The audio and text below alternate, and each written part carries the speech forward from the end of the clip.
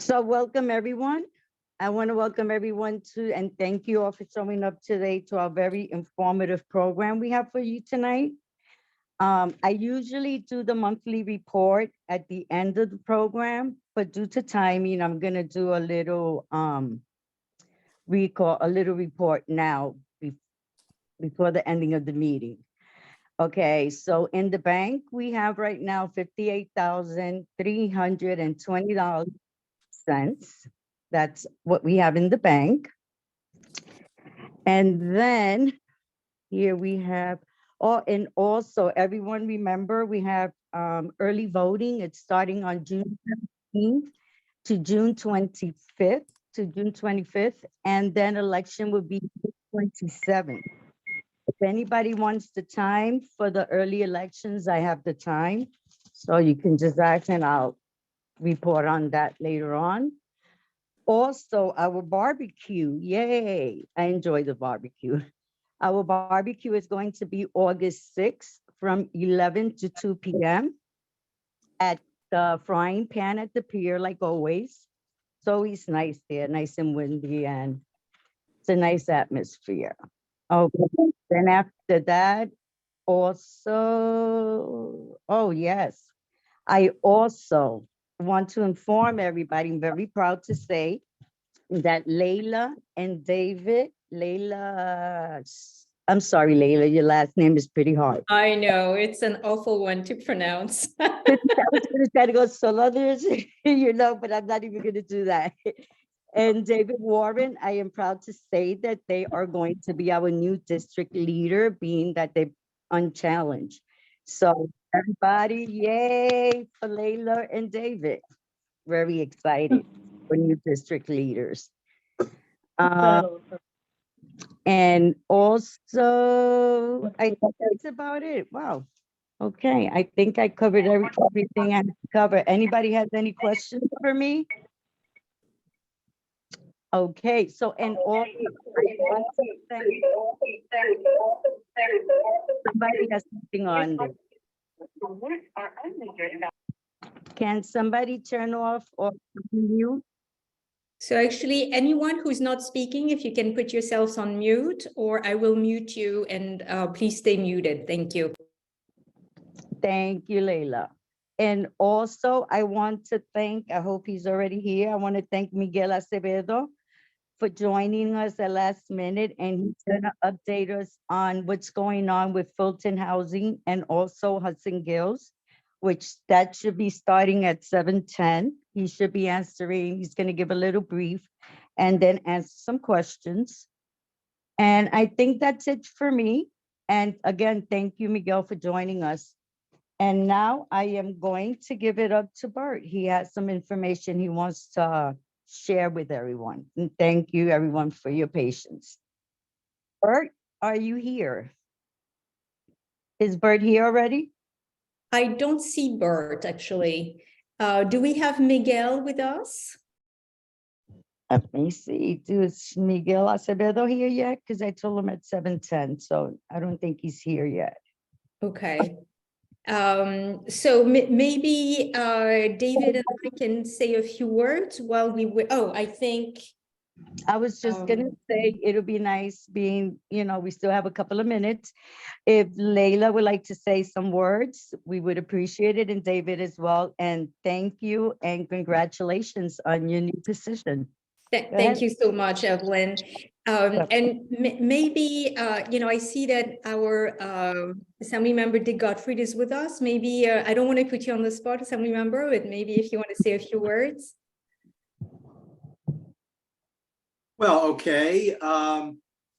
This morning, I was at the ribbon cutting for the new, for the renovated and, well, more than renovated, redone Chelsea Waterside Park at 23rd Street. All of our local elected officials were there.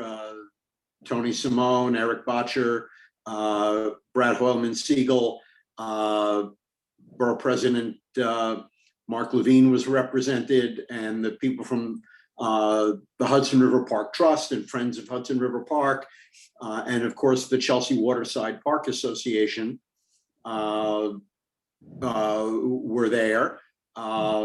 It was a great event.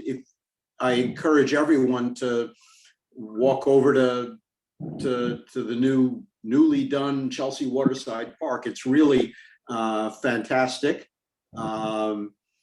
And, you know, it's a real, well, the whole Hudson River Park, but especially Chelsea Waterside Park, is a real testament to the good people at the Hudson River Park Trust and the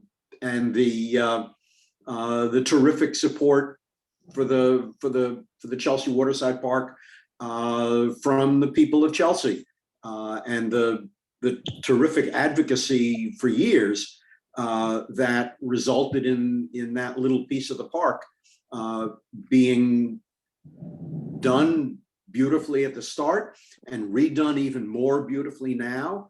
And one of the features of the newly done park, which everyone commented on, is that it now has a fantastic restroom facility, which it never had. And I remember years ago getting the money. I got the money allocated in the state budget to pay for adding a restroom facility to the park. And you know, my staff and I always joke that we should have made sure there was a guarantee beforehand that they would not name the restroom in my honor. And I am happy to report that there is no plaque on the restroom facility. It is not named in honor of anybody. But it really is terrific. The restroom is even powered by solar panels. But the whole Chelsea Waterside Park is really fantastic. And the dog run has been expanded. And I urge everybody to go see it and use it and enjoy it. Yeah, thank you so much, Assemblymember. And we owe you big time for this one. You were very instrumental in getting this going and completed. And well, you know, I hear you on not getting the bathroom named after you. I think we should all think of you when we use it. Well, that's okay. And now everyone goes there and it's going to remember his speech. But I'm sorry to interrupt. Yeah, I see that actually Miguel is here. So maybe David and I are going to keep quiet for the moment. We'll have other opportunities to speak. I'm very grateful that Miguel is with us. And Miguel, if you want to tell us about the latest at Fulton Houses and provide a report, we're very eager to hear from you. Thank you for joining us, Miguel. Sorry for being late, but I was stuck at work. We had a leak. So anyway, so where we are, it was a vote that took place among all the residents of Fulton Houses in Elliott, Chelsea, who wanted to vote from 18 years old and older. And the vote is actually not completed. I think they're going to make it public sometime next week due to the holiday. And we'll know more or less where we stand moving forward. I mean, there was 3 different choices that could have been made. One was 1A, where it was complete removal of all the existing buildings and replaced with 3 new high-rises on 9th Avenue. It would start on 19th Street, and that would need permission from the zoning and city planning, the borough president, Erik Bottcher, and so on. With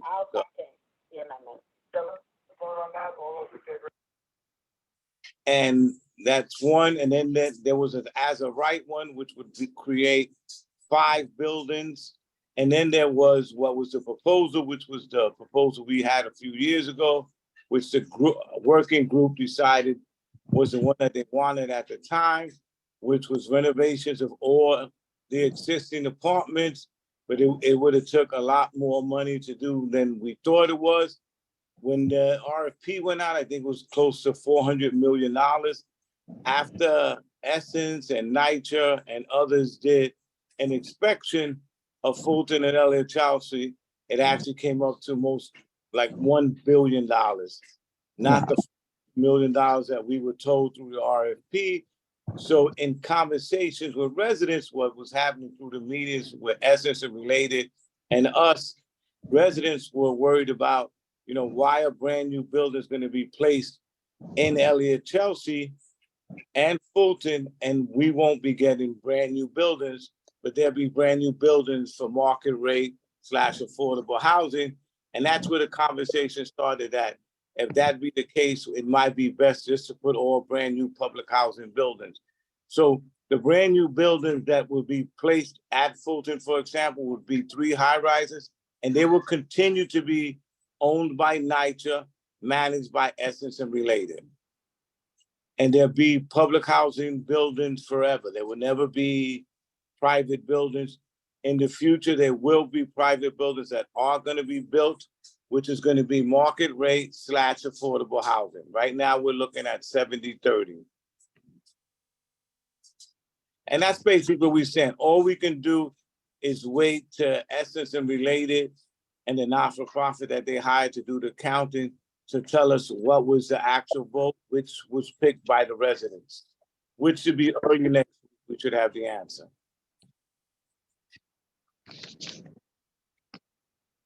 Thank you, Miguel. I think we have a little bit of time for questions for Miguel, if that's okay with you, Evelyn. No, it's fine. It's up to you. I hand it over to you. Thank you. I actually have a quick question, Miguel. Can you just clarify? So the proposal, I think that is referred as 1A. So it would be three buildings. It would be 3 high rises. So the first high rise would be 11 stories on 19th Street. Then there'd be the second high rise. It would be up to 28 stories between 18 and 19th. Then the proposal for the third one would be close to 37 stories. And that's the one where they need the zoning variance to get that one passed. Okay. So that one would take a ULUP process. Okay. And basically with all these that would replace, it would basically be the same number of units as what we currently have. Correct. So we have in Fulton houses, for example, 944 units. Every single unit will be replaced in these 3 buildings. Okay. And what would happen with the vacant land? So in the vacant land, what they'll be doing after the buildings are removed, the existing buildings, they will build market / affordable housing buildings. It would create in Fulton houses 1,100 units of affordable housing, but also it's going to create a few thousand market rate apartments. And also green space is going to be built. There's going to be an art walk. There's going to be more parks built there also. There's also going to be a supermarket, an affordable supermarket for the residents to be built here, a medical facility, and the new Hudson Gill Fulton Center is going to be built, and also another medical building on 16th Street. Got it. Okay. Roberta, you have your hand up.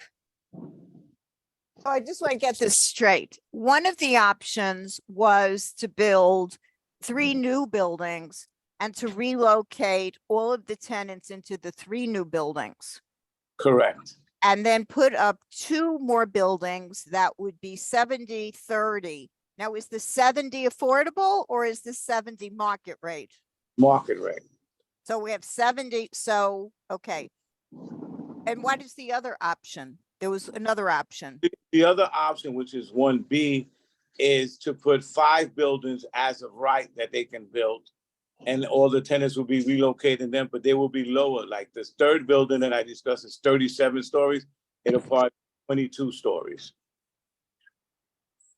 And that's as of right. So the developer can do that automatically without having to go through a ULUP process. So there wouldn't be, it would just be replacement housing for the existing tenants, correct? Correct. And no additional buildings, correct? No additional buildings? There still will be additional buildings, which will get the market and affordable housing buildings. So it would still be 70-30. Yes. Those buildings will continue to be built on the land. So no Once matter which one, everybody's gonna have to be relocated. on 1A and 1B, right? And there's no other option. Yes, there is the last option is the option for the remodeling, where every unit would be remodeled, but not brand new buildings coming in. It's just gonna be remodeled apartments, and the tenants would have to be temporarily relocated for up to 60 to 90 days in a local hotel or existing vacant apartments that we have here. Okay. Okay, thank you, Miguel. Just to clarify, in option 1A, how many new buildings beyond the 3 that would be public housing would be built? I think right now the proposal is 3 to 5 new buildings. 3 to 5 new buildings. Okay, thank you. Bill, you have your hand up. Take the next question.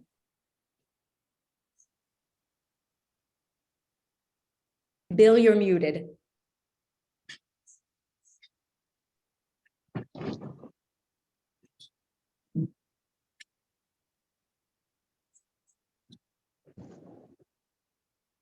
Can you hear me now? Yes, we can hear you. Miguel, many times what's written in it says affordable housing, but we've learned from experience that it has to say permanent affordable housing. So my question is it permanent or it just Yeah. says affordable? No, it's permanent affordable housing. What we have discussed is, especially to give, as you know, this is mostly a low income community, Fulton and Elliott, Chelsea, is to make sure the AMIs is to give low income apartments to be part of, included with middle income. Okay, that's good, because a lot of times affordable is people say, what is affordable? Thank you, Miguel. You're welcome. But if it's under the 421A program, isn't it a 30-year program? I think right now it's under the mandatory inclusionary program.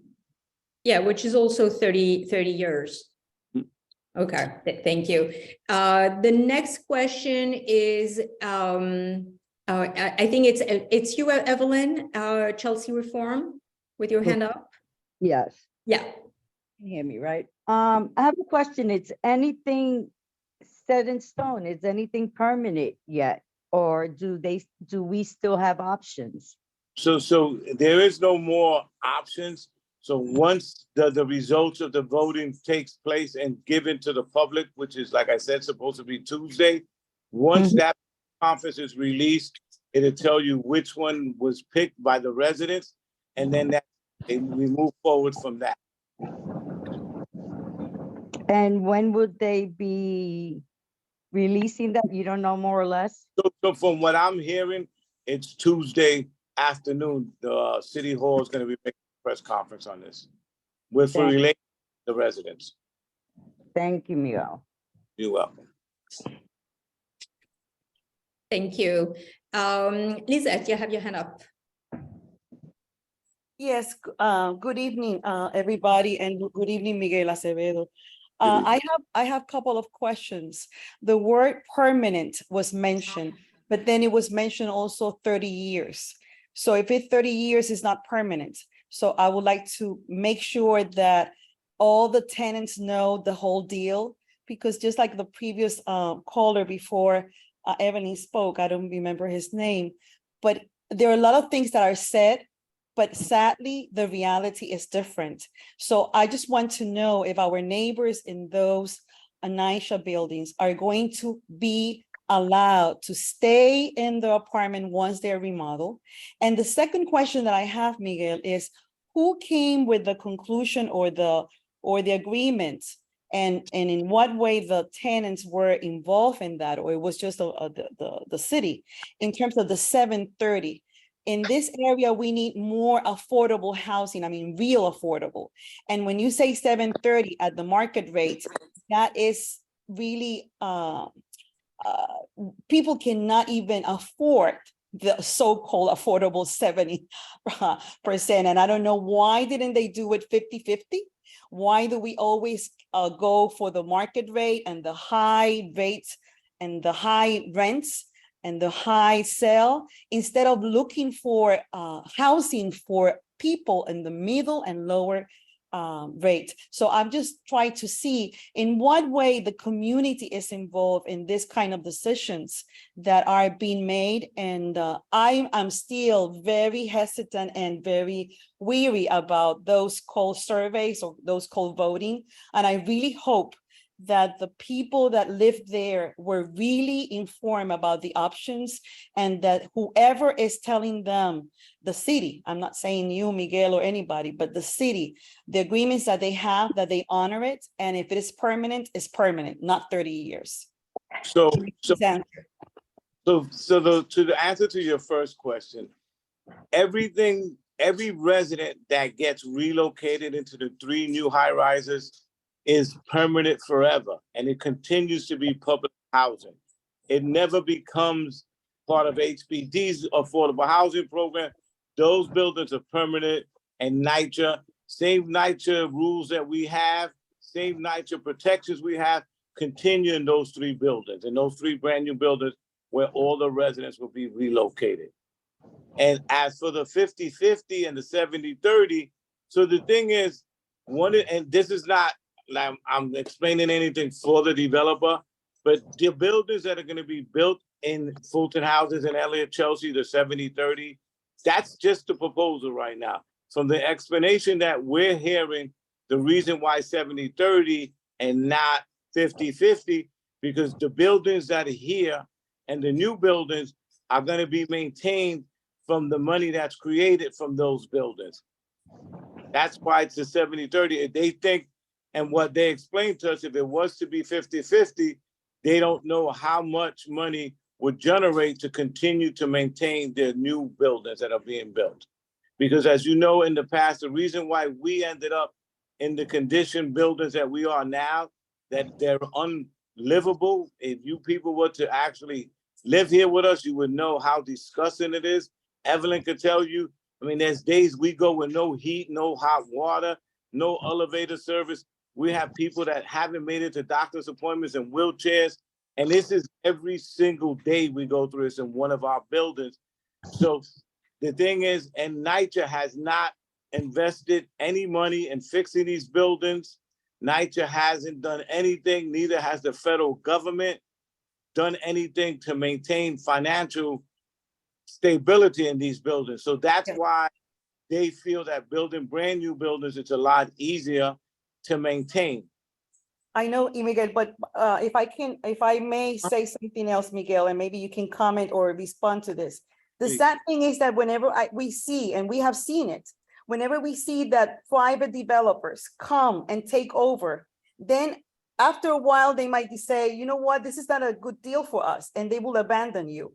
So we will, I'm sorry, just let me finish. So I am just concerned, as I'm sure that you are, and all the residents, because I have seen the conditions, and and everybody in this call must know that the conditions are simply inhumane.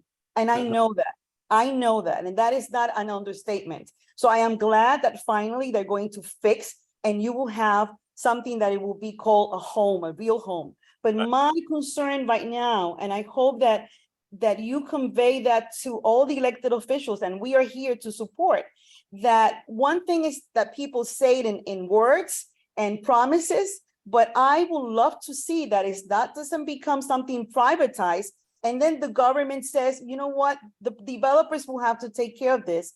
And in maybe 10, 12, 15, they will say, this is not a great deal. We're going to abandon you. And what will happen to all of you as people that are supposed to be protected by the government? So to that. So Miguel, before you jump in, I just want to be mindful of the time. It looks like this is a very lively topic that is generating a lot of interest. My suggestion would be that, maybe we're going to have to organize a program of CRDC so that we can dedicate, the proper amount of time. So, if you want to respond very briefly, and then, I think that we're going to have to move on to the next part of the program. Okay, so I'll just brief as I can. So, for example, if the developer chooses, it's not a profit for him, because we all know the developers get into this development, whether it's public housing or private, for a profit. They're not for profit developers. If they choose that it's not making any money to them, it's not worth it, then NYCHA has in the agreement that they take it over and they start maintaining it themselves. Even if the developer is doing shady work and not doing what they're supposed to do in the agreement, the NYCHA has the right to remove them and take over the buildings. So right now, the only thing that really happens with the developer, once they take over, is they manage it and they maintain the buildings. But NYCHA is still 50% managers, owners of these buildings with them. Okay, thank you. I have so many follow-ups, but I'm gonna make a big effort not to say anything. Fran has her hand up. Fran, go ahead with your question, and then we Okay, need to move on to Miguel, the I next. asked simple questions.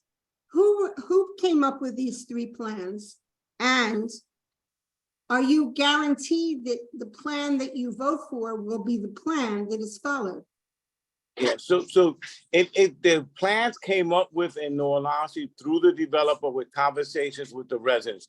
So we had maybe 20, 30 meetings with the developer during our voting process until today. So everything was done with conjunction with residents. It was never done without residents involved in anything. We had working group meetings for close to 2.5, almost 3 years.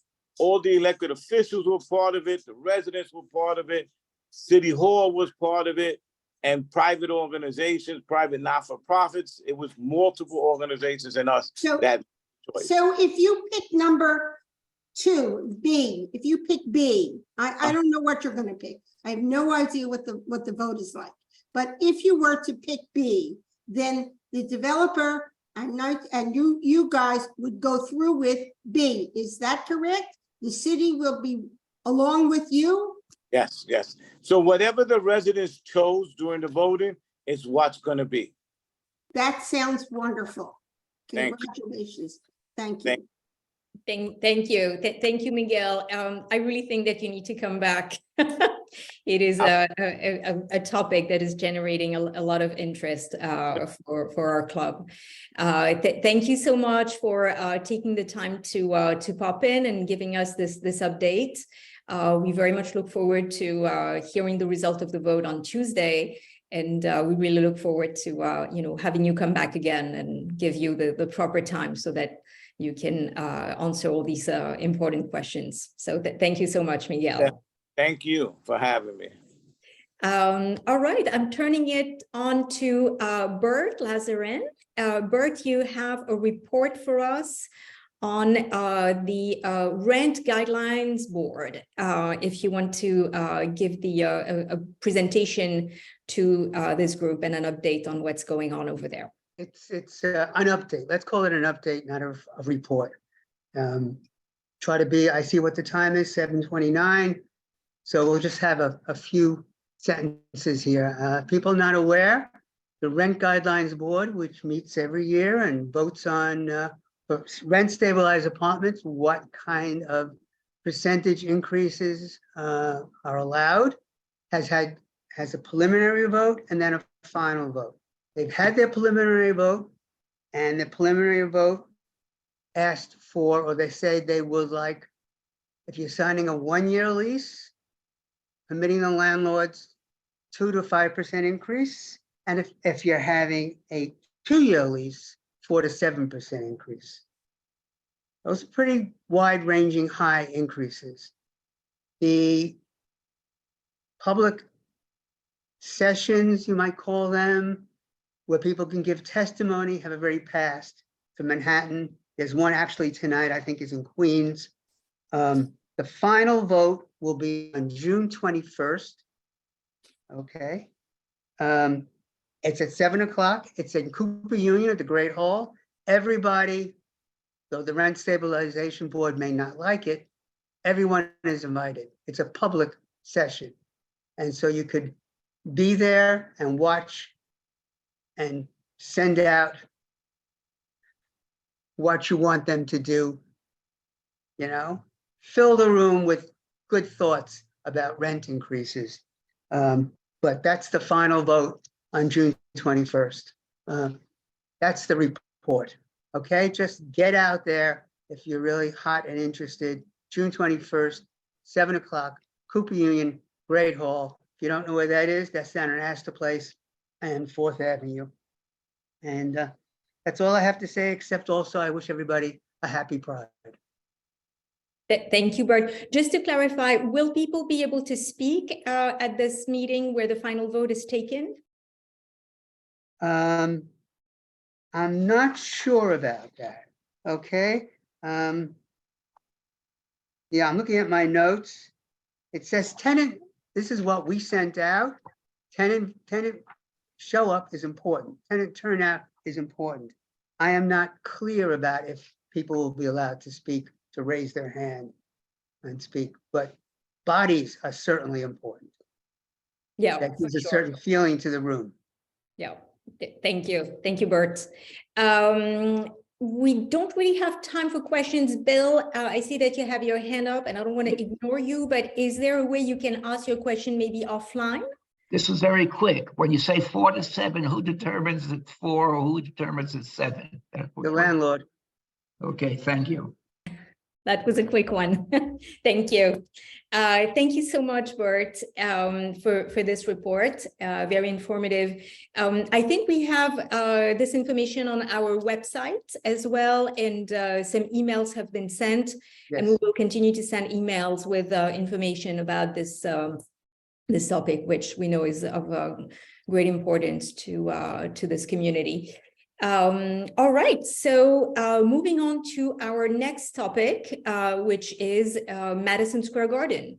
I am very happy to welcome our panel tonight.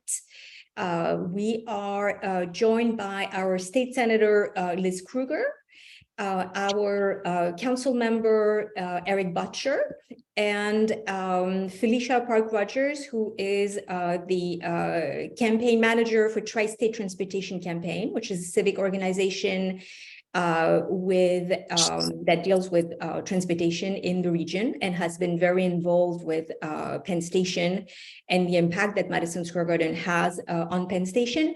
I don't see our state senator, Brad Hoylman, but he is supposed to join us. So while we wait for him, I actually prepared a little presentation just to orient people and give a little bit of an update on what is happening and why we're talking about Madison Square Garden tonight. So I'm going to share my screen if it's okay with everybody. Here we are. Okay, can you see that? Yes. Okay, great. And let me go to full screen. Okay. All right. So we're talking about the future of Madison Square Garden, Penn Station, as well as our infrastructure. Big topic tonight. So where we started, Penn Station was a grand above ground dignified train hall built in 1910 on the blocks bounded by 7th Avenue, 8th Avenue, 31st Street, and 32nd Street and 34th Street, super block. Where we went wrong, the original Penn Station was demolished in 1963 to make way for an office tower and an arena. But wait, if MSG moved on top of Penn Station in 1968, that's actually 5 years that it took to build the arena. Where was it before? Because Madison Square Garden has existed for more than a century. So actually, Madison Square Garden was built on Madison Square Park in 1979, and then it was rebuilt in its same location in 1926. Then it moved to a block on 8th Avenue and 50th Street, and it lived there from 1926 to 1963. Actually, it's not true. It's until 1968, because The current Madison Square Garden construction started in 1963, but ended in 1968. And this is where this beautiful building was then torn down, and Madison Square Garden took quarters in what we know today as being Madison Square Garden, the arena that is on top of Penn Station. So what is the current situation? As of 1963, Madison Square Garden requires a special permit to operate with a capacity of over 2,500 people. So Madison Square Garden owns the land, they own the building, but what they need from the city is a special permit so that they can operate with a capacity of over 2,500 people, which obviously is what they need. The total capacity of MSG is 22,000 people. The original special permit was issued in 1963 for a 50-year term. When it expired in 2013, a new special permit was issued for a 10-year term. So here we are today. Madison Square Garden special permit is expiring in July of this year, and the arena is seeking a special permit in perpetuity. So what's at play? The current special permit, as I said, expires in July 2023. The conditions to issue a new special permit, among others, is that MSG must demonstrate that they are compatible with Penn Station. And they must also demonstrate that the loading must not unduly burden the arena. The area, not the arena, the area. So the impact of Madison Square Garden on Penn Station is actually tremendous. 2 weeks ago, the railroad agencies, Amtrak, MTA, and New Jersey Transit, issued a joint report stating that MSG is not compatible with Penn Station. They note, among others, that the station is actually not up to fire code and evacuation rates because of the arena that sits on top. So can MSG become compatible with Penn Station? So the issue that we're dealing with is that the columns that support Madison Square Garden puncture Penn Station platforms, as you can see on this photo, with this column here that you see is actually a column that supports Madison Square Garden. And those columns are on the platforms as well as around the tracks. Madison Square Garden loading operations are also an impediment to the proper flow of pedestrian traffic around the train station. So who issues the special permits? The special permit is first reviewed by the City Planning Commission. So last week, the City Planning Commission held a public hearing on the application for a special operating permit. The hearing lasted 6 hours and 20 minutes, and the commission will issue their decision in early July. So this is part of ULURP. ULURP is the Uniform Land Use Review process. This is the environmental review of the City of New York. And we are in this phase number 4. So the City Planning Commission is currently reviewing the application and will issue their recommendation. They had a total of 60 days, so we're already way into those 60 days. Once they issue this report, it will go to the City Council for review and approval. The City Council doesn't actually have to approve, the same way with the City Planning Commission. They can approve, disapprove, or make modifications. The City Council will have 50 days to issue the final decision. And then the mayor plays a very minor role. The mayor has 5 days to veto. This is very rarely done. Usually in land use applications, the mayor does not exercise his veto power. So the City Council will have 60 days after the City Planning Commission issues their decision to vote on the matter. And something of note is that Madison Square Garden enjoys a real estate tax exemption. Since 1982, MSG is exempt from real estate taxes. The tax exemption is a state law. So what's next? We're here today to discuss it. I'm very glad that we are joined by our elected officials. And we can, let's see. Good evening, Senator Krueger. Good evening, Council Member Bottcher. And are we joined by Senator Hoylman-Sigal? His name on a box. So I think he's Fantastic. close. Fantastic. So good evening, Senator Hoylman-Sigal. And we're also joined by Felicia Park-Rogers, who is the campaign director with Tri-State Transportation Campaign, which is a civic group, advocacy group that focuses on transportation and infrastructure in the entire region. So maybe we can jump in this discussion. I want to maybe turn it to our council member, Erik Bottcher. Do you need to correct me on anything? Did I miss anything or misspoke? Thank you so much. That was a great overview and great conversation starter. Thank you so much, Layla, for bringing us together into the club. I'm, for the first time in a long time, I'm actually excited by this opportunity that we have with the special permit. Like Layla said, the permit's making its way through the process. It just got heard at the City Planning Commission. We at the City Council are going to have hearings in July that we want everyone to attend. They'll be in person down in the City Council chambers. The reason that I'm excited is because we have an opportunity to finally get the grand train station that we need and deserve. And I don't think we'll ever recapture the grandeur of the original Pennsylvania station. God, what a crime of architecture, right? We'd give anything to get that back. But we have an opportunity to get a grand train hall. I've been on, as you all know, for years, I've been calling for Madison Square Garden to move. When I got first elected, I made headlines saying that. I've been on a number of different outlets calling for MSG to move. I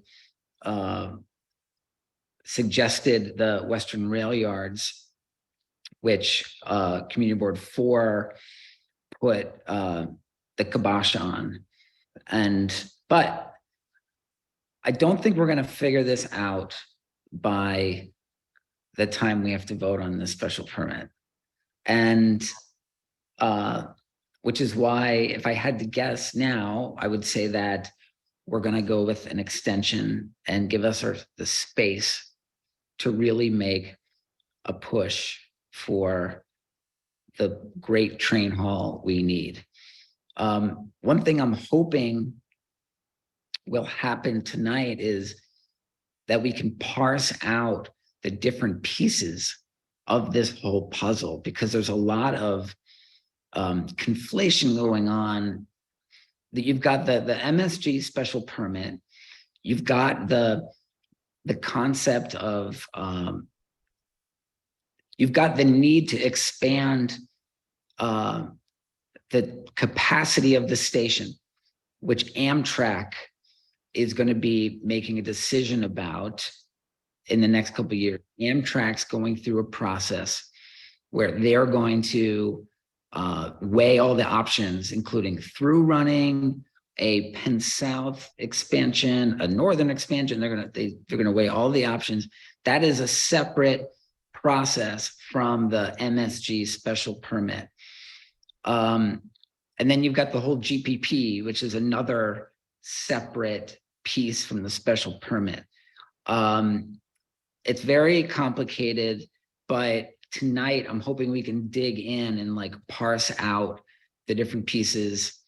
It's going to be a big challenge to get this right, but we have to get this right because we really, really only do have one shot to get this right. And I feel the weight of history on us, on me and on us, because what we do here is going to be, it's going to really determine the next 100 years, 200 years for New York. So looking forward to tonight's discussion. Yeah, no, it is a real big deal. For folks who are not super familiar, like we are on all these acronyms, GPP stands for General Project Plan. It refers to the real estate proposal that was introduced by the state in 2020 that would call for 10 super tall towers around Penn Station. We're going to try to be good with spelling out the acronyms so that we I know we eat those for breakfast, but we need to keep our audience plugged with all this technical stuff.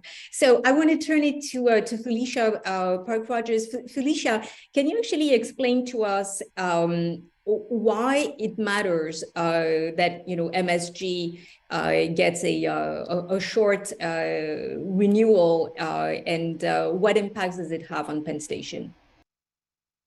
Great question, Leila, and thank you so much for having me and for all of us here to talk with the Chelsea Democratic Club. I'm really excited to be here with you guys who have shown historic leadership over decades of time, and happy Pride Month to all of you.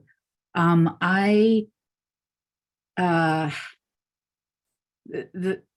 key thing here is that Penn Station no longer works. We have a 1910 track and platform configuration that was built for intercity trains, and we no longer operate that way. In 2023, we have a regional transit system.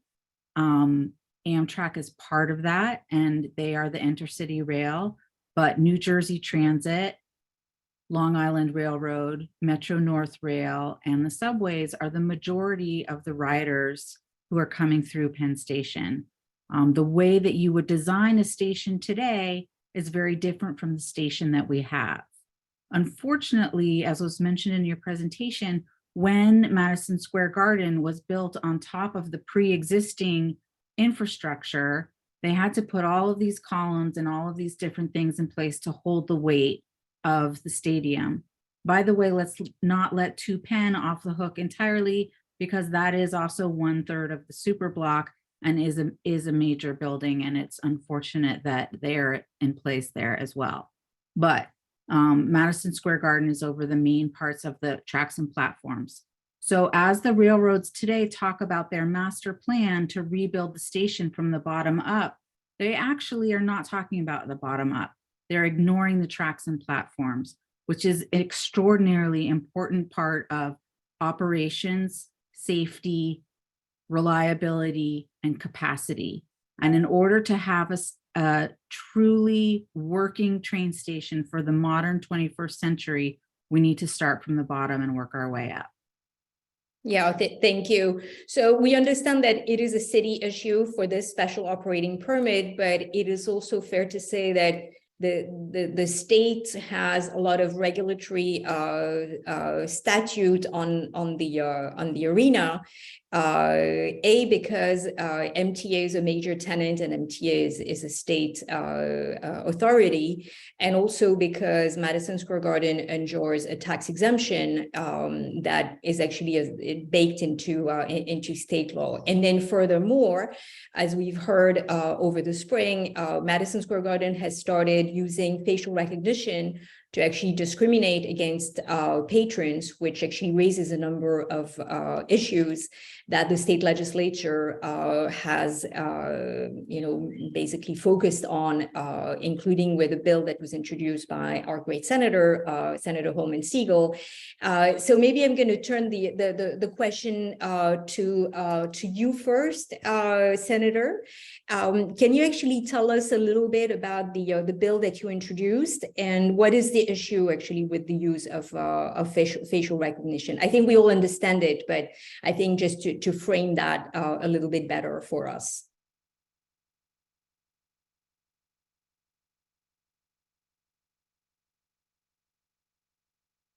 Brad, you're on mute.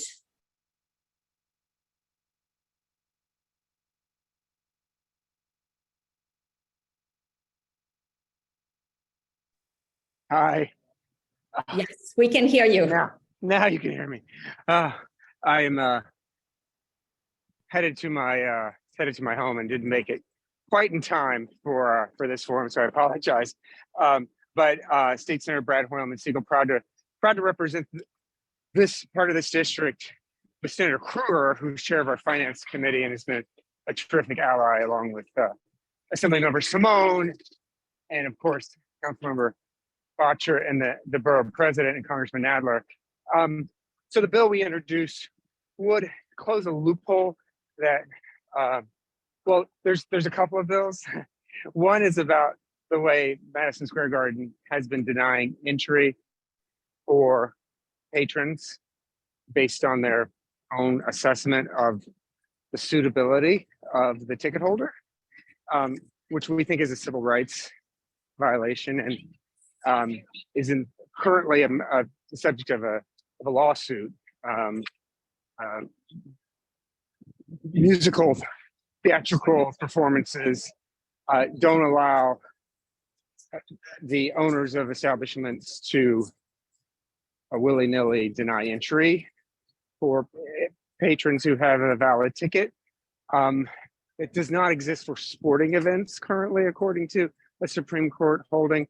So I've introduced a bill along with Assemblymember Simone to close that loophole. We have to move that bill. We did not get it moved this session, but I'm hopeful that if the court case isn't resolved in the favor of the plaintiffs, we can do that in the coming session. In terms of facial recognition technology, there's a number of bills in Albany that would prohibit the use of biometric surveillance at locations of public accommodation. It has a wider application to everything from supermarkets to subway stations and the like.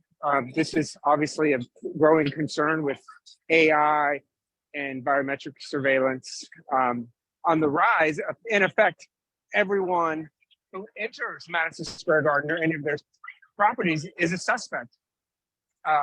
There's obviously concerns from experts on civil liberties about the widespread use of this technology. So we have legislation that would curb, if not completely outlaw, that type of surveillance. And the third set of bills is around taxation, and Senator Krueger is an expert in this area.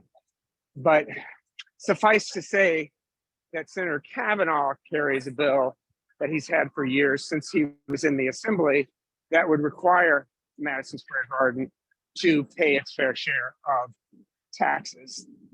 They pay no property taxes at all. As you correctly described it, Layla, it's not an exemption, it's an abatement, and that's at least $43 million a year. They are saving, and that they're robbing from the city's property tax rolls. In the Senate One House, in our budget negotiations, Senator Krueger and I supported repealing that abatement.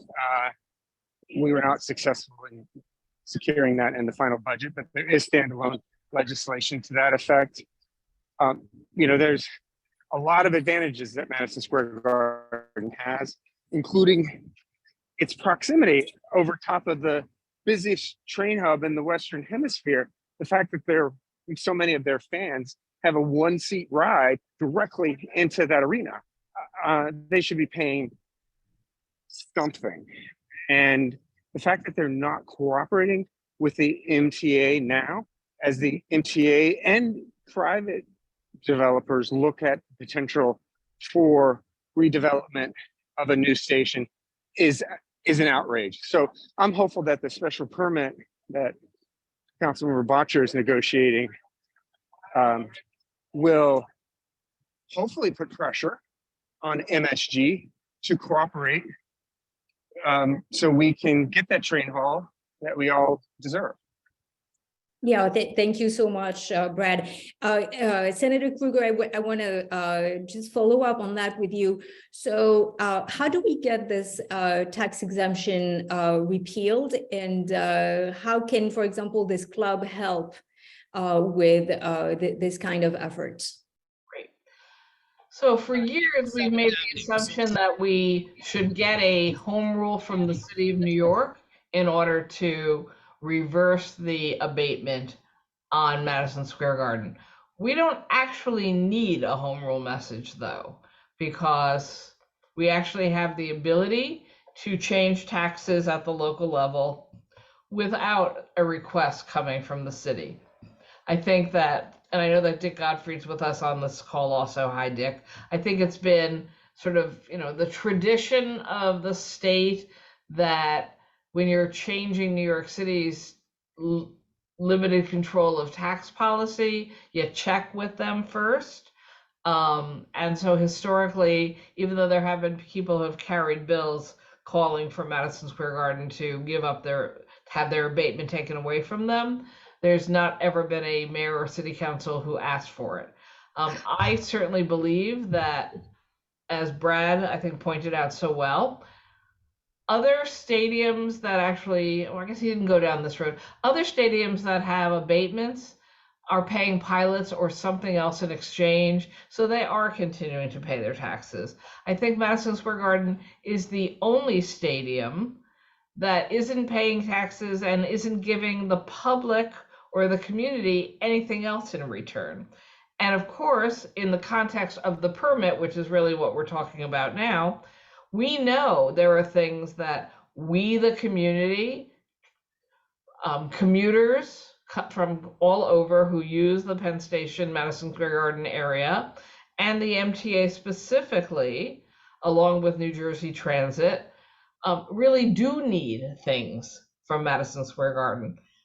And I don't understand why they should have any right to continue to get the abatement if they're not even willing to come to the table and agree to give the train station and the community the things we do need. So that is actually, I think, maybe entree to the testimony that myself, Brad Hoylman, and Tony Simone jointly submitted to this Department of City Planning for their hearing last week. And I'm very glad to hear from Erik that the City Council intends to do their own hearings on this before any final decision is made. Because basically our testimony said, we really don't think Madison Square Garden should get a permit at all.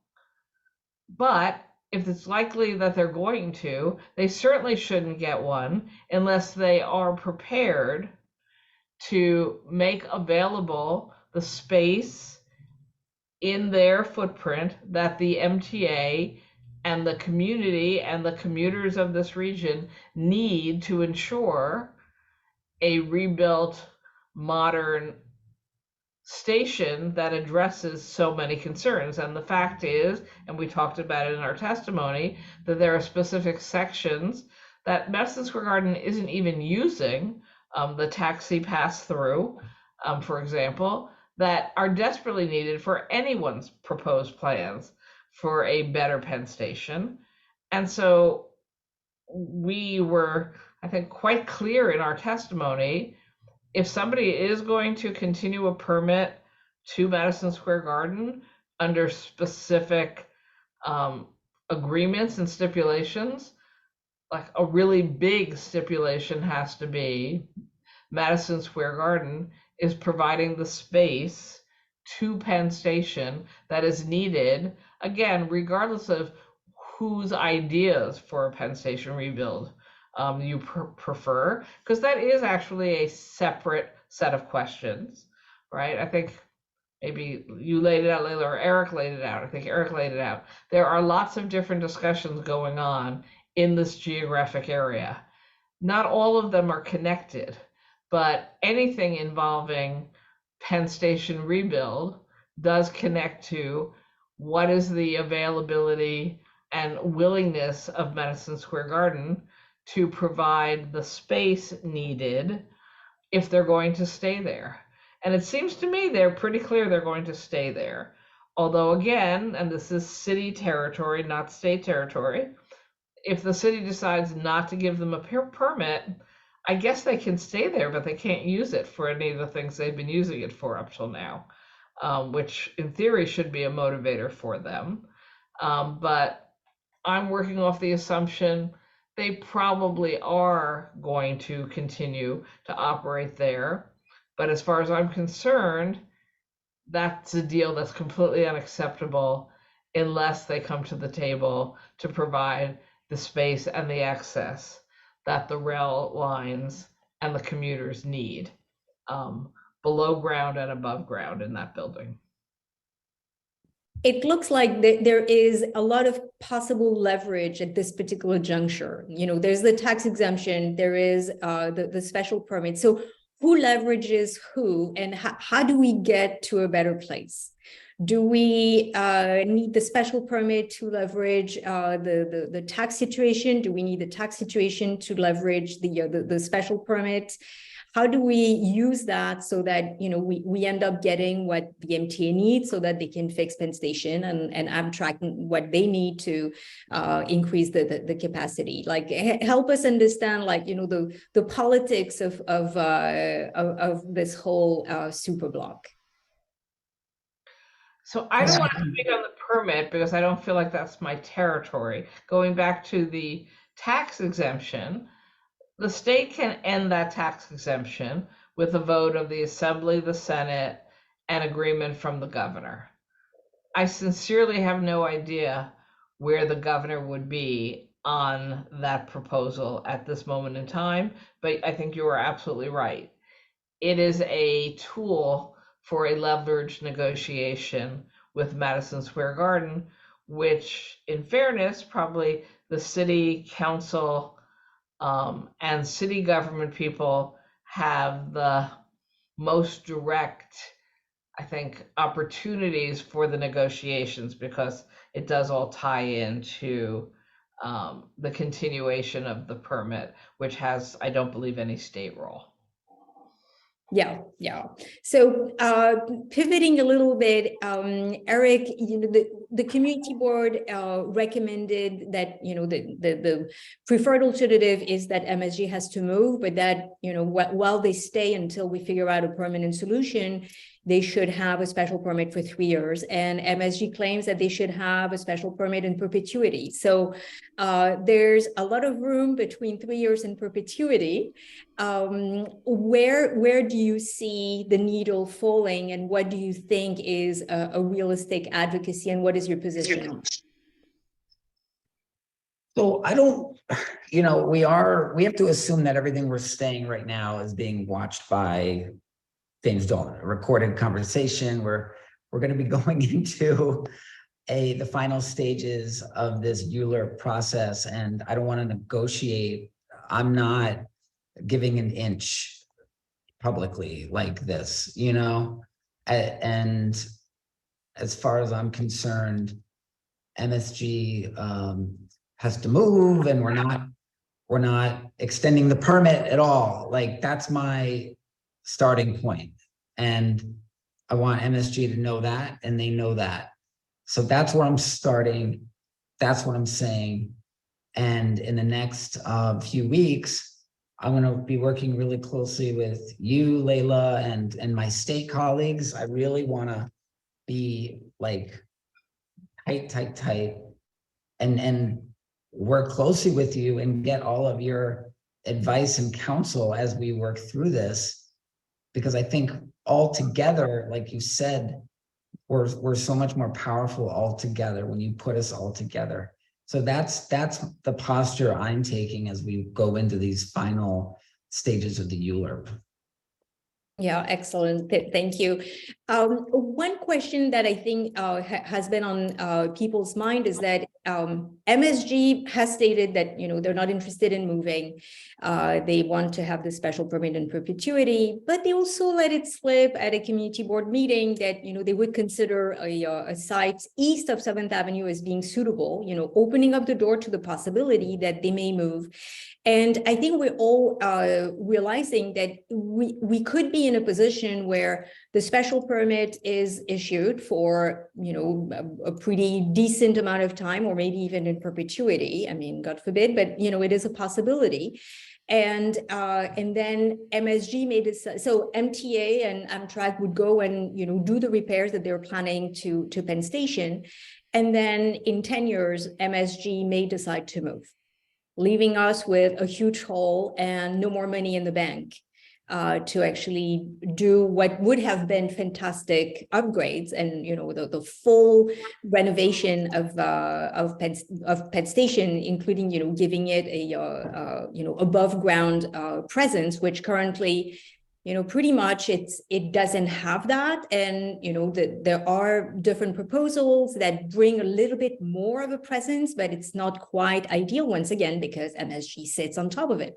So are we taking the risk, actually, if we are not careful, that MSG may actually decide, you know, in their own term to move, leaving us with a really very unfortunate situation? And, you know, I want to hear your comments, Erik, and then Felicia, I think if you have some thoughts on that. But let's start with you, Erik. I think it would be like a pretty far-fetched that they would ever like move. They're kind of sitting on top of a cash machine, like Senator Hoylman-Sigal said. They're like, their arena is like right on top of every train line that there is, except for Metro North. But even that's going to be coming. Metro North is going to be coming like within a decade. So the idea that they would move, I don't envision that, although I guess anything's possible. Yeah, Felicia, what are your thoughts on that? Are we taking the risk that, you know, they will move of their own volition, leaving us with, you know, a big hole in the middle and no money in the bank to actually properly fill it? I think that's a massive risk, and it's one that keeps me up at night. I find MSG to be very fickle.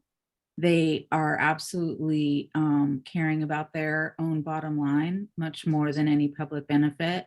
They have shown to themselves to be a terrible partner in working with the railroads for a very long time. If you spend any time walking around MSG, around Penn Station, there's no sign of MSG. In fact, the one sign that says to MSG, if you go up those escalators, it takes you into the horrible taxiway. It's very hard if you are actually trying to enter MSG from Penn Station, and yet they've done nothing at all to improve that situation for transit riders. And so they have been in place for almost 60 years. Their arena is obsolete in terms of what's the current gold standard or even bronze standard for arenas. Their loading is impossible. They have problems with going from the ice to the basketball to the, you know, they call themselves America's most beloved station. But if you're outside on the street, if you're on 8th Avenue and 34th Street, you just see some billboards and some like really weird, ugly old architecture from the 60s. Like, I don't even understand. I can't imagine that they're going to want to stay there for a long time.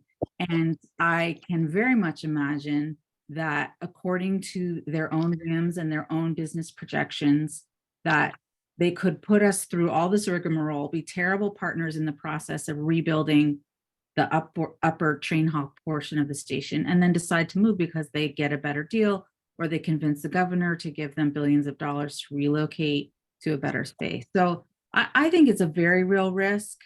And I think that if they do stay in place and we do spend $8 billion or $7 billion to rebuild around them, that they need to do so with very clear requirements for participating in rebuilding the station, in being a good partner, and in staying and giving back, as all the other stadiums have had.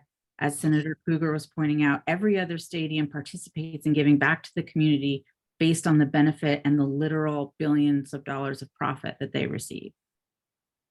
Yeah, thank you, Felicia. So if Madison Square Garden were to move of their own volition, or because their special permit is not renewed, what role would the state play in this relocation?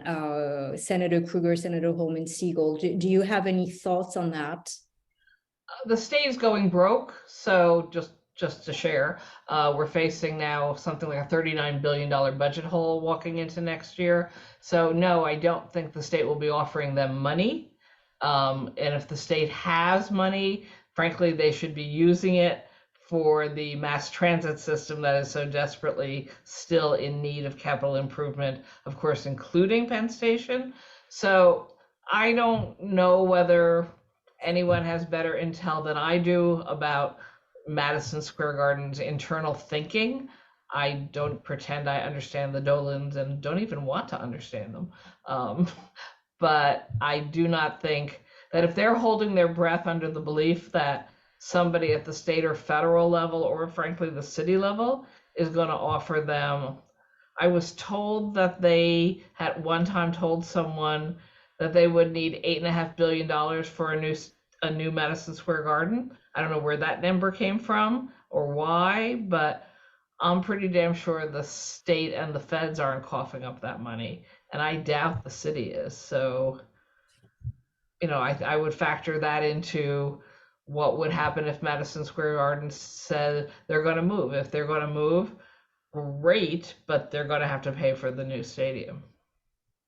Yeah, and the other thing that I would point out is that they own that property, so that was part of the problem in forcing that the notion that we would force them to move would be that it would cost a lot to do that, to say the least, not to mention where they might move, which, as Councilmember Bottcher pointed out, is a thorny question in and of itself. But I tend to agree that if they did move, I think we would be throwing rose petals at the feet of Jim Dolan. They don't contribute to the tax rolls. Obviously, they pay different kinds of taxes other than property taxes. But I think they would be crazy to move out of New York City. I think the idea that New York City might lose its hometown basketball team and hockey team is at this point far-fetched. That, of course, was the reason why the property tax abatement existed in the first place. But as Ed Koch pointed out years later, it was only supposed to last a decade.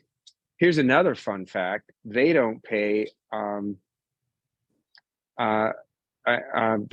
their full electric bill either, which is another sweetener that was folded into their deal back in the 1980s.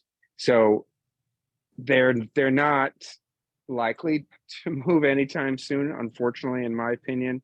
But if they did, I think, again, as Liz and Erik pointed out, it's hard to put your head and on the shoulders of James Dolan, but it would not appear likely anytime soon.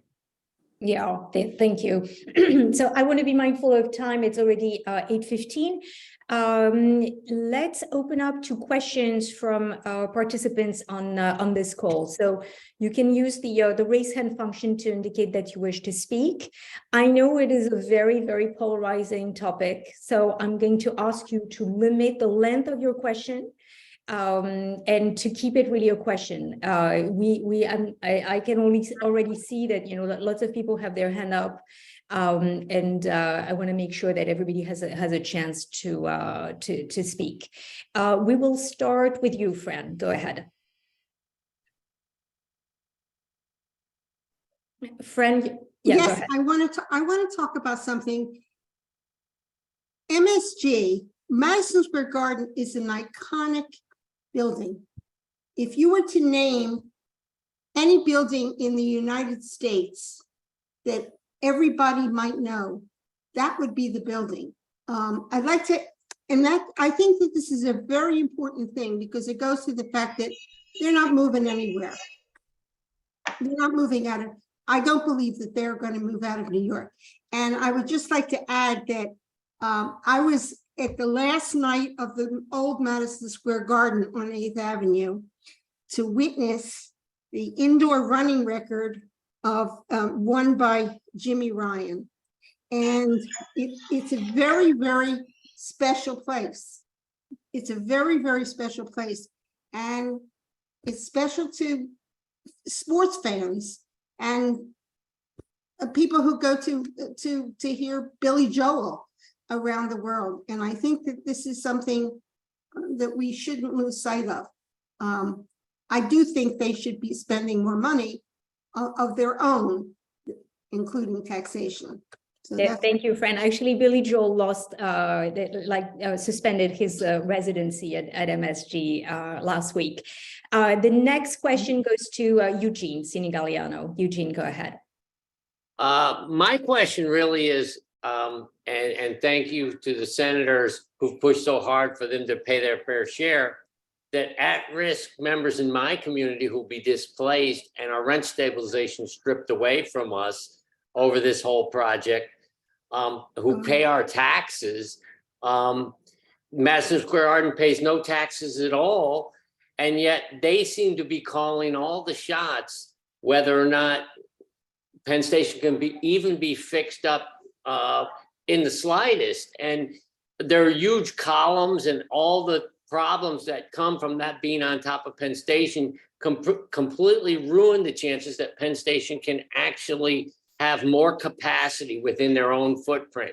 And I don't think people have really looked at the cost of moving Madison Square Garden, where all that is removed and we can build a beautiful Penn Station without that on top of it, as opposed to what the capacity increases would then be with all those columns removed, as compared to the massive cost it's going to cost to buy almost 2 city blocks and then destroy those and build an expansion. So my question really is at some point, Madison Square Garden needs to be pushed. It needs to be pushed hard.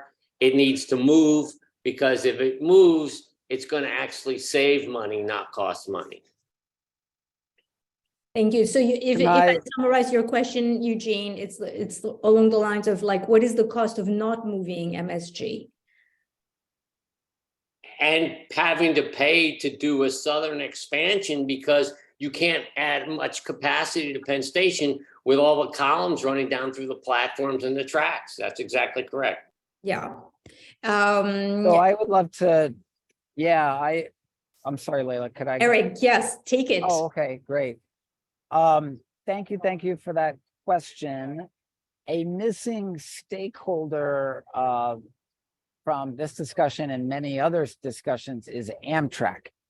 And I met with Amtrak for nearly 2 hours last week and went in great detail into what they're thinking. And according to Amtrak, they're totally agnostic about whether or not MSG moves. And according to Amtrak, like MSG's presence does not preclude through running. They, my request to them was, like, when are they going to get out into the community and explain to the community what their decision-making process is in detail? Because it's Amtrak that's going to decide what their plan is for increasing capacity at Penn Station. And what they told me is that they're going to be coming out to the community this fall to do community meetings. And that will be the start of a 2-year review process where they're going to be weighing through running versus a southern expansion versus a northern expansion versus whatever other options there are. I really want to dig into get them out here and have them really get into the weeds on all the details of their process and all. And they say that they're going to come out into the community. That's what we need them to do, because they've been kind of hanging in the background. And, you know, it's not going to be ESD's decision about southern expansion. It's not going to be MSG or anyone else. It's going to be the Amtrak and the Gateway Tunnel Authority. Yeah, thank you, Erik. Felicia, I see that you have your hand up. Do you want to add something? Yeah, I just want to add that that 2-year process they're talking about is the NYCHA review, and they will be running the different alternatives and the 4 alternatives. And one thing that we ask at Tri-State and many of our other transit-oriented advocates are asking for is that when they look at through running, they use a cost-benefit analysis lens, and also that they use a fair and honest version of through running. Currently, the one they use is an MTA model that's on its face a terrible plan, and of course would never be picked as a reasonable alternative. So we ask that they give through running a fair chance. And the other thing that I would say is that currently New Jersey Transit is the organization that's running all the models and doing the early analysis on this. And it's important to remember that New Jersey Transit and Amtrak share the Northeast Corridor tracks. And so when you start talking about how do you improve the capacity, there's obviously a huge need to improve capacity of trains coming from New Jersey. And with the Gateway, we'll be doubling our capacity of tunnels, which is very, very important. I will, to my last breath, this is a hugely important project. But what happens after you add those tunnels and how you run into Penn is still very much up in the air. And it's important for people to remember that Amtrak has its very own unique agenda that's not necessarily the same as the overall regional agenda that involves New Jersey Transit, LIRR, Metro North, and the subway system.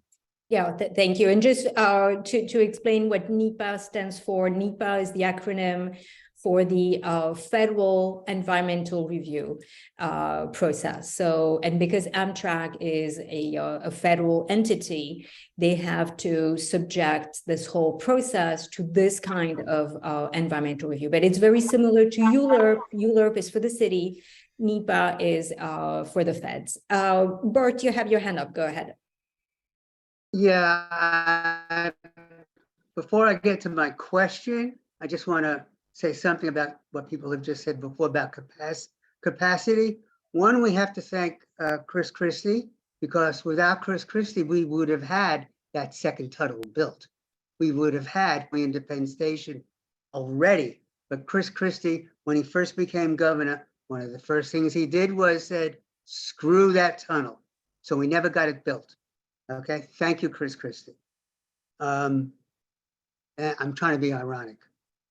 2, you know, some of that Long Island Railroad trains now go to Grand Central. So that, and I would like to know, and I haven't seen anything written about, how has that changed the Long Island Railroad use of Penn Station in terms of capacity? I know, you know, the Hudson line will start coming into Penn Station. The old New Haven line coming across the Hellgate will now come into Penn Station with the commuter trains. Is that going to take up the Long Island Railroad capacity? Is it going to be a 1-for-1?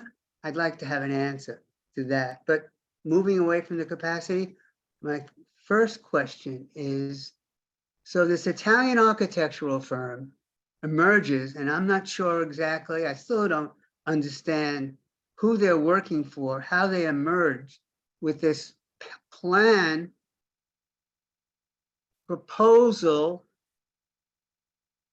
to, and I think Felicia, you wrote in the chat, you know, they're proposing to buy that whatever they call that theater, the whole theater on 8th Avenue, tear it down, make an entrance to Penn Station, open up the back where the taxi is, all kinds of plans. Who are they? How does that fit in? Are they working with Madison Square Garden?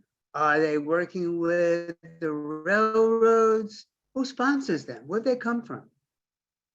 All right, so maybe my I can question. take a crack. Anybody at- has an answer to that? I can take a crack at the facts, and then I would love to hear the comments or maybe corrections from our panel. So the Italian company is ASTM. Their North American branch is led by Pat Foy, who is a former chairman of the MTA.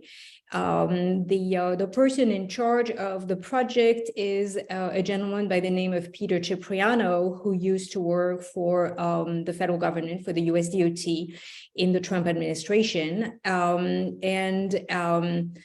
Our understanding is that they have negotiated a preliminary agreement with MSG where they would put equity and acquire what is known as the Hulu Theater. I mean, this theater has a number of names, but basically it is the theater that is within the footprint of Madison Square Garden that sits on towards 8th Avenue.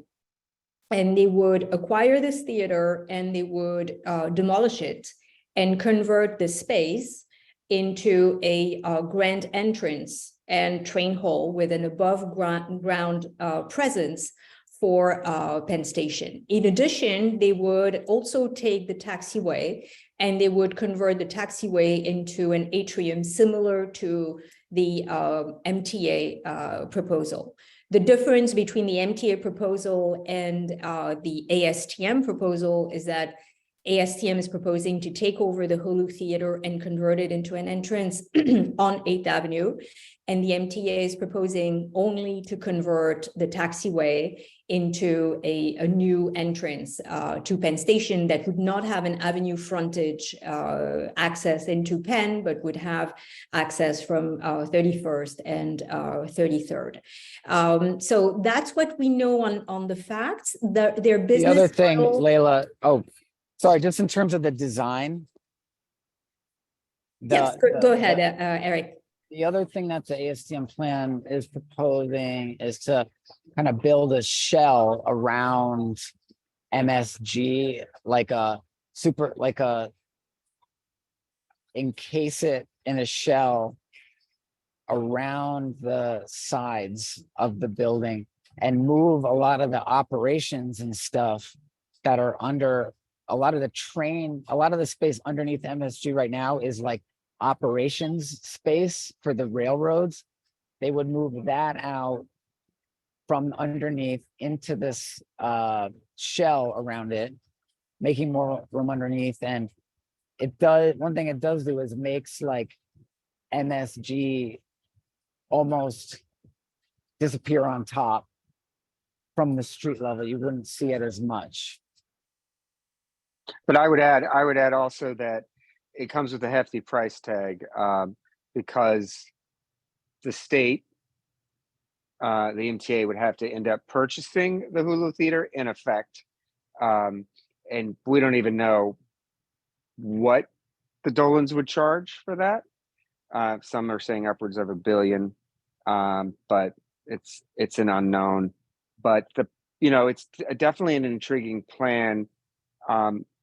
Bert, to your other question about Long Island Railroad, Senator Krueger and I took a tour recently with the MTA, and they say that yes, while ridership will decrease to Penn Station because of the new train hall at Grand Central, they expect that to be in effect, overridden by additional capacity coming into Penn Station from elsewhere. So the net will be still more riders at Penn Station, according to MTA, even with the Grand Central Madison terminal siphoning off some riders from Long Island Railroad. And just to add that in, that's one of the reasons why there's a desire for the MTA to get going on the rebuild of the core Penn Station, because there is some decreased ridership now because Grand Central Long Island is taking some of those riders, but we're scheduled to have the Metro North going into Penn Station within a matter of, I thought I was told 5 years. Someone will know better than I. And that will then, of course, increase ridership into Penn Station. So people are seeing sort of that there's this window to get something very real done in Penn Station, sort of in this 5-year window. And of course, we know we have some federal money available to us now that, you know, who knows what happens as administrations change and DC's story changes. So I think those are also motivating factors. And just to go back to the gentleman, I guess Ben, who was, or was it before Ben? The person who was talking about, you know, the Southern Bloc and Amtrak.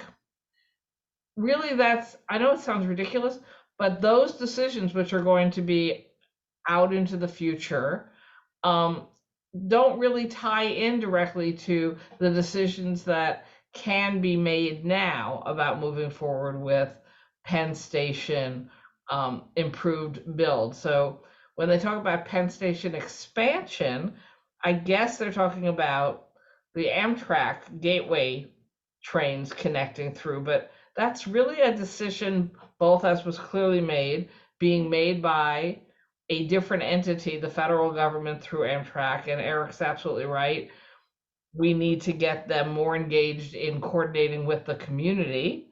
And they have not been, and I'm not sure that they think they have to be. But that isn't necessarily tied into what decisions are made or not made about the block that Penn Station and MSG are on at this point.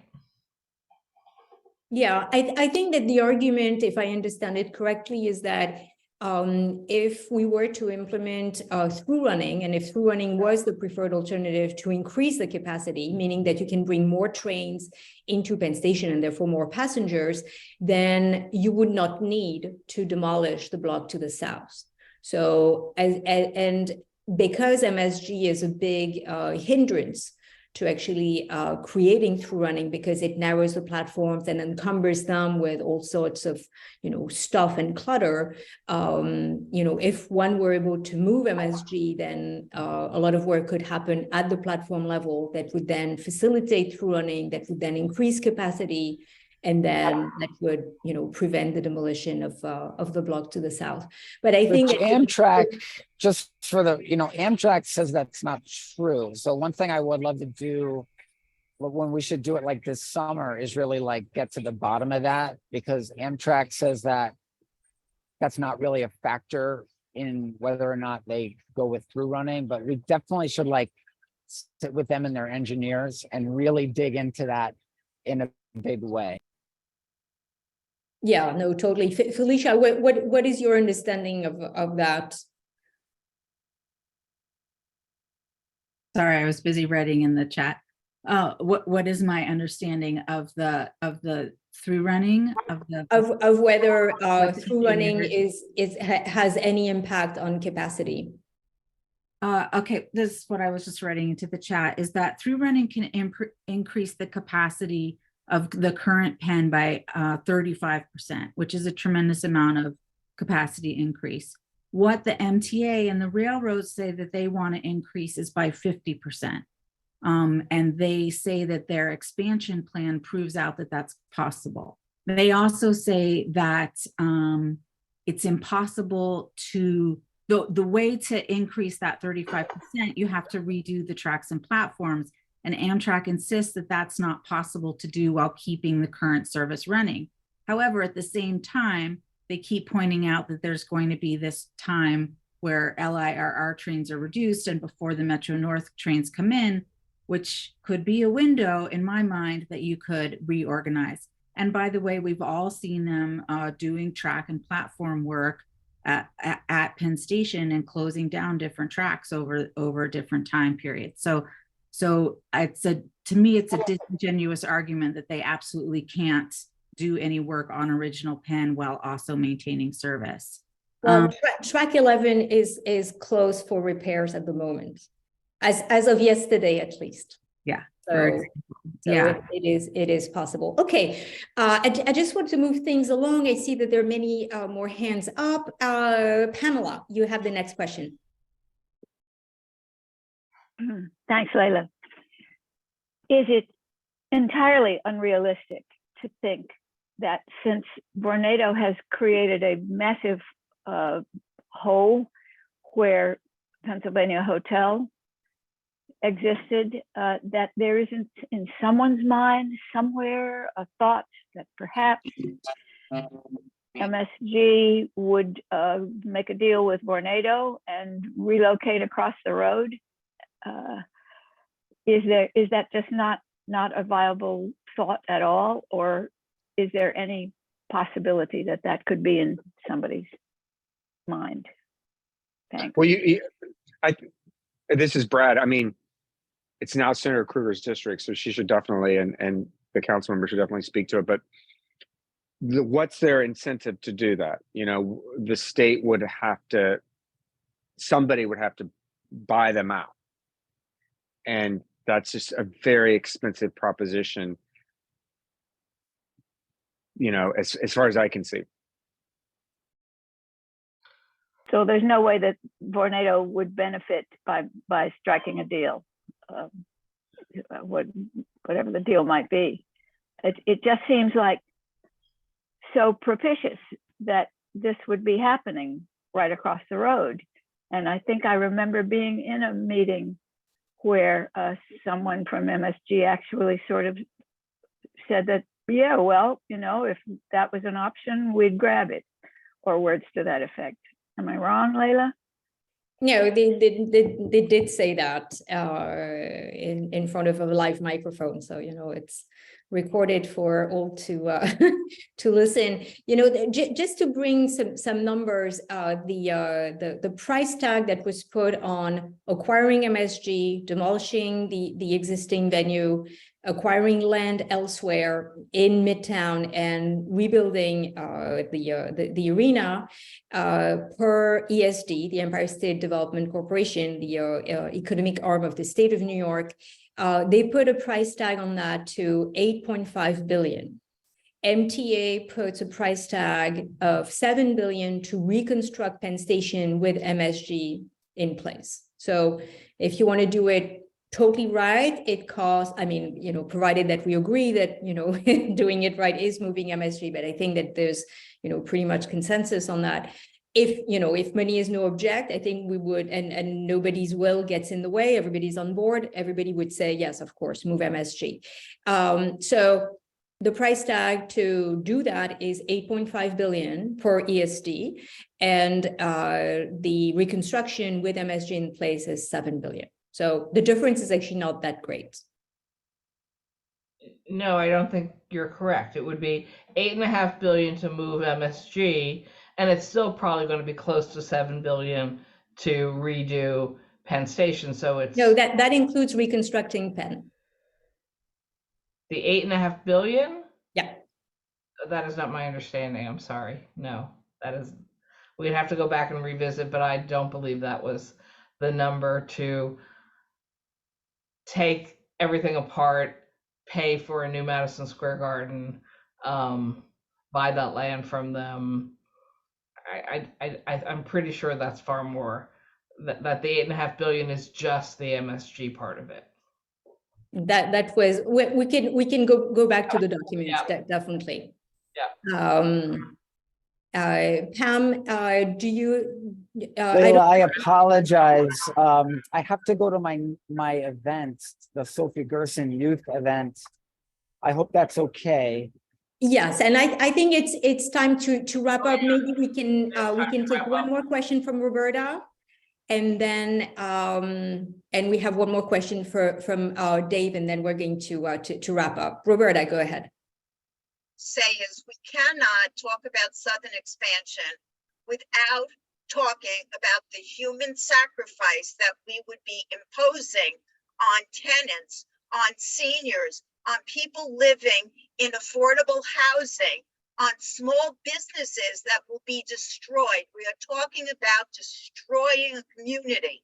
And I hope that every time we talk about that, we talk about the seniors, the tenants, the small businesses. My office used to be in one of those buildings that would be set to be destroyed. So I know that area really well.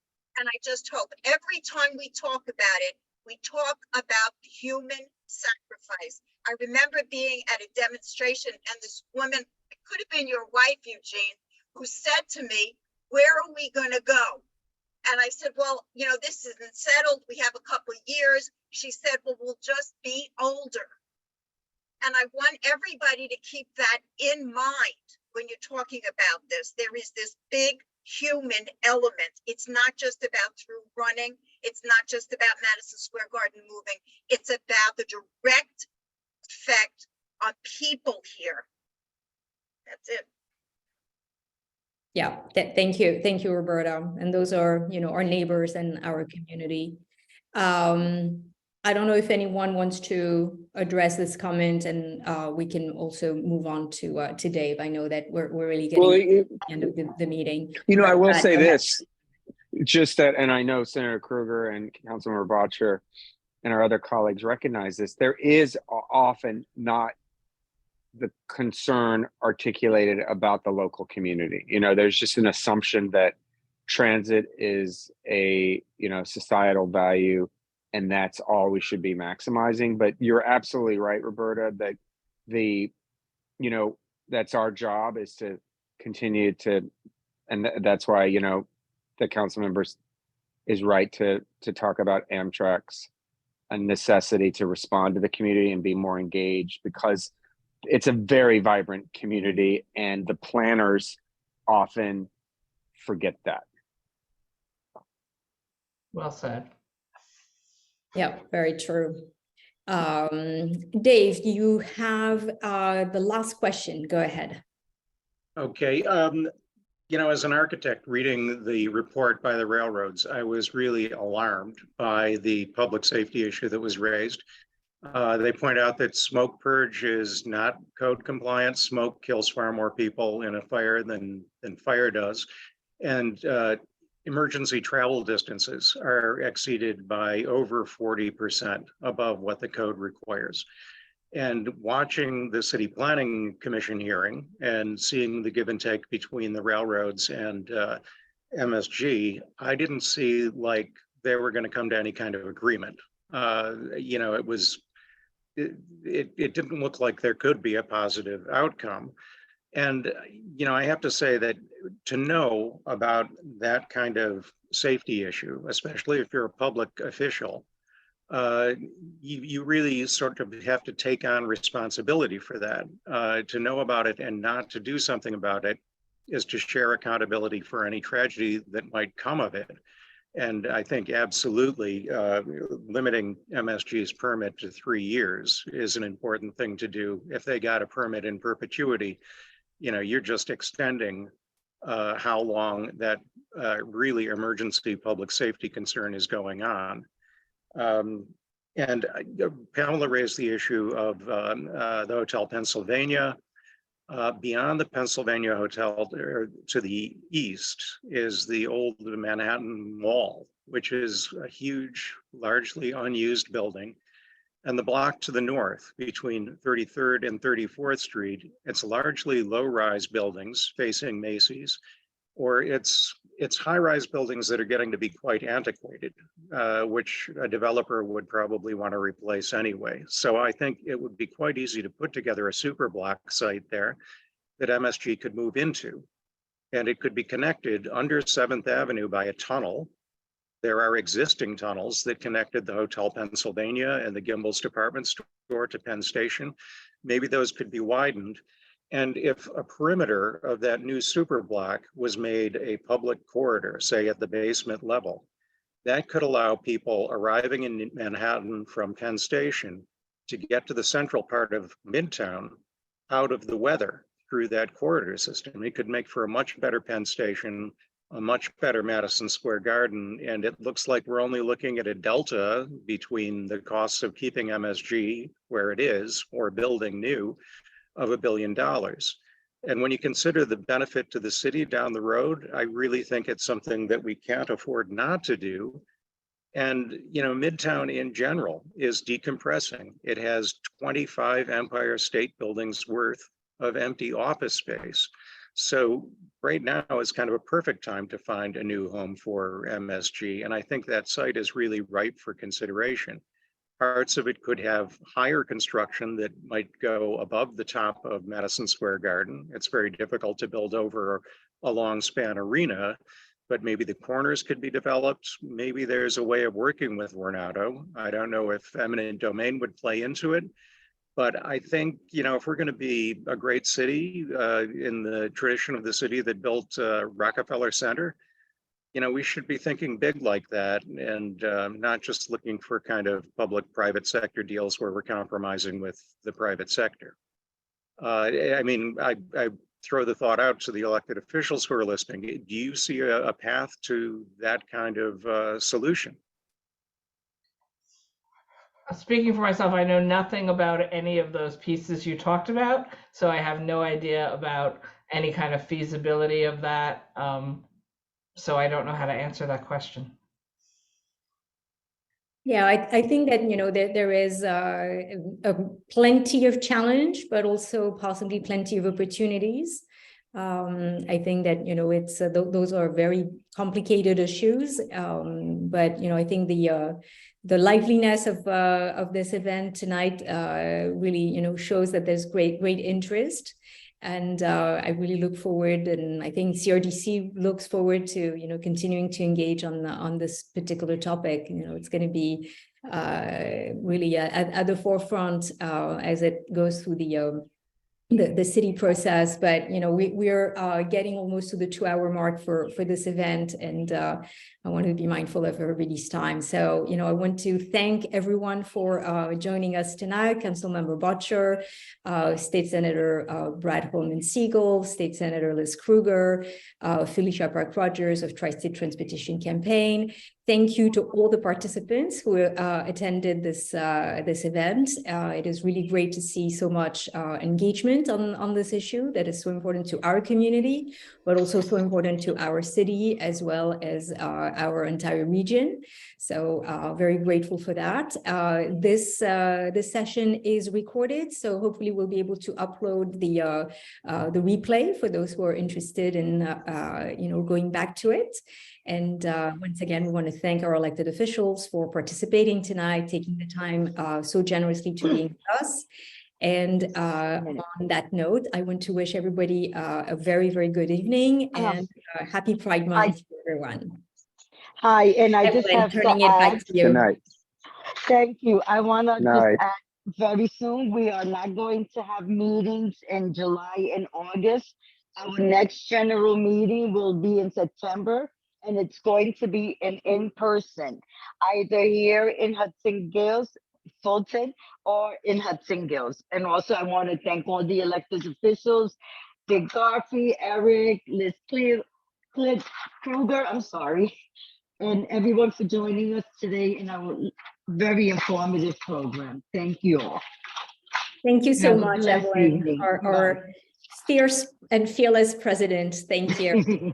Really appreciate Thank you. And also I want to thank the program committee for such a lovely job. Thank you, Leila.